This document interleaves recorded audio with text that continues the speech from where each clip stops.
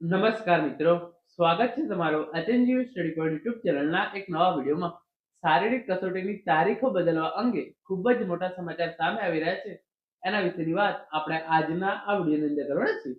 PSI અને police constable ભરતીની શારીરિક કસોટીની જે છે એ તારીખો બદલવામાં આવી છે.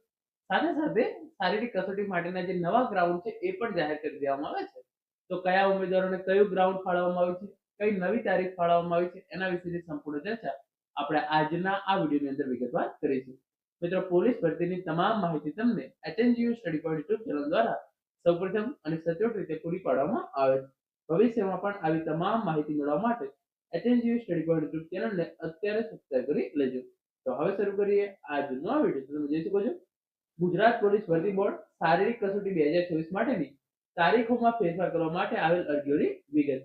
જે ઉમેદવારોની તારીખ બદલવામાં આવેલ છે તે ઉમેદવારોને કોલમ નંબર 7 માં તારીખ અને સમય અને કોલમ નંબર 8 માં જણાવેલ પરીક્ષા સ્થળે જૂનો કોલ લેટર લઈને શારીરિક કસોટીમાં હાજર થવાનું રહેશે. નવો કોલ લેટર ઇસ્યુ કરવામાં આવશે નહીં. તો અહીંયા જે છે એ આખું લિસ્ટ આપેલું છે. એની અંદર તમારે જે છે એ જૂનું સ્થળ અને જૂની તારીખ કઈ હતી એની ઇન્ફોર્મેશન આપવામાં આવેલી છે. તમને પરીક્ષાની કઈ નવી તારીખ ફાળવવામાં આવી છે એ અને કયું નવું ગ્રાઉન્ડ ફાળવવામાં આવ્યું છે એની જે છે એ ઇન્ફોર્મેશન આપવામાં આવેલી છે. તમને પરીક્ષા એટલે કે ગ્રાઉન્ડ માટેની નવી તારીખ અને નવું ગ્રાઉન્ડ જે છે એ ફાળવવામાં આવ્યું છે. પરંતુ તમારે જે છે એ જૂનો કોલ લેટર લઈને જે નવી તારીખ ફાળવવામાં આવી છે એ તારીખે જે છે એ હાજર થવાનું રહેશે.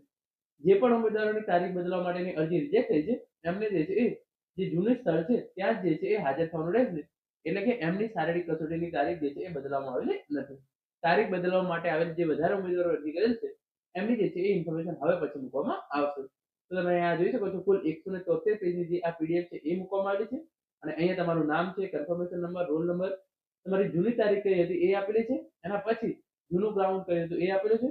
એના પછી તમે જે છે એ તારીખ બદલવા માટે અરજી કરેલી છે તો તમારી જે છે એ નવી તારીખ કઈ રહેશે અને નવું ગ્રાઉન્ડ કઈ રહેશે એની જે છે એ ઇન્ફોર્મેશન આપવામાં આવેલી છે. તો આ રીતે તમે જોઈ શકો છો, આખી 173 પેજની જે આ પીડીએફ છે. અને એની અંદર જે ઘણા બધા ઉમેદવારો એવા છે કે એમની અરજી જે છે એ આ રીતે રિજેક્ટ કરવામાં આવેલી છે.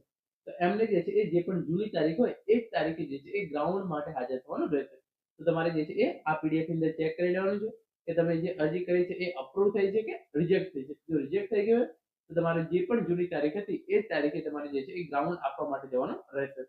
આ સંપૂર્ણ પીડીએફ તમને જે છે એ ટેલિગ્રામ ચેનલની અંદર મળી જશે. તમારે તમારું નામ ચેક કરી લેવાનું છે. અને જો તમે તમારી શારીરિક કસોટીની તારીખ જે છે એ બદલવા માંગતા હોય તો એના માટેના જે છે એ અમુક કારણો છે. એ કારણોસર જ તમે જે છે એ શારીરિક કસોટીની તારીખો બદલી શકશો.